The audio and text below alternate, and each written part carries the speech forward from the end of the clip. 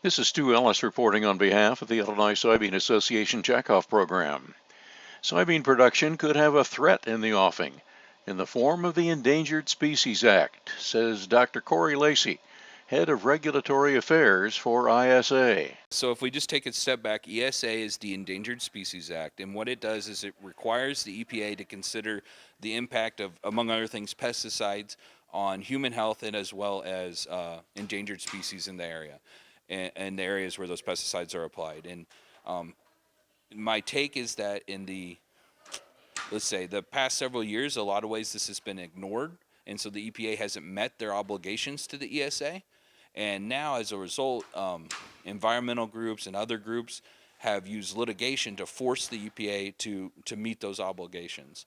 And what that means for farmers is that now we're looking at more or less mandated regulation when it comes to pesticides that are not science-based. And so the EPA has decided to put together things like the interim mitigation strategy, which requires farmers to adapt conservation practices if they want to apply pesticides that are not based on any kind of actual research, but just instead on making sure that there's no impact on those species without any consideration for the impact on farming.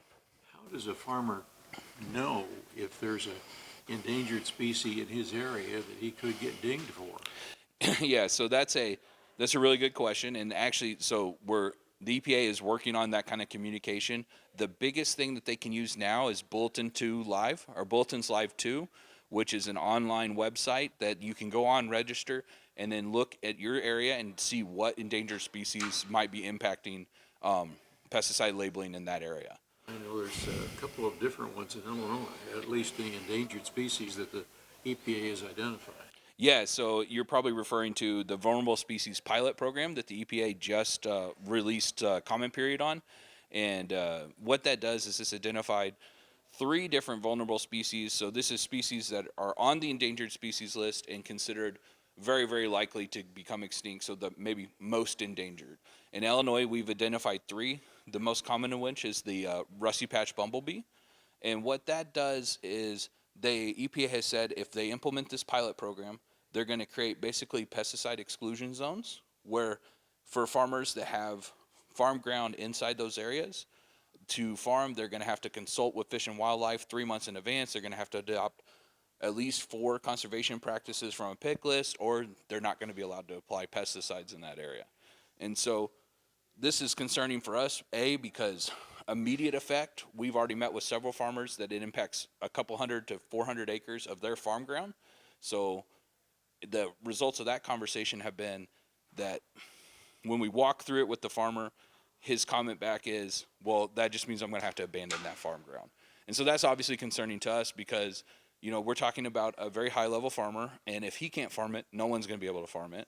So it impacts both the farmer and the landowner because land values decrease. And then the other implication there is that this is being put in place to protect the habitat.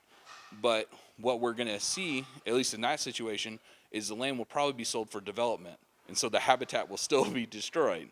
And so we're looking at ways to engage with the EPA and these other agencies and say, hey, we respect your need to meet ESA obligations, and we want to help you get there, but we have to have a bigger conversation. And it has to include all the stakeholders, not just the environmental groups. That's your soybean update. I'm Stu Ellis. To learn more about the Illinois Soybean Association and the checkoff that pays off, go to ilsoy.org.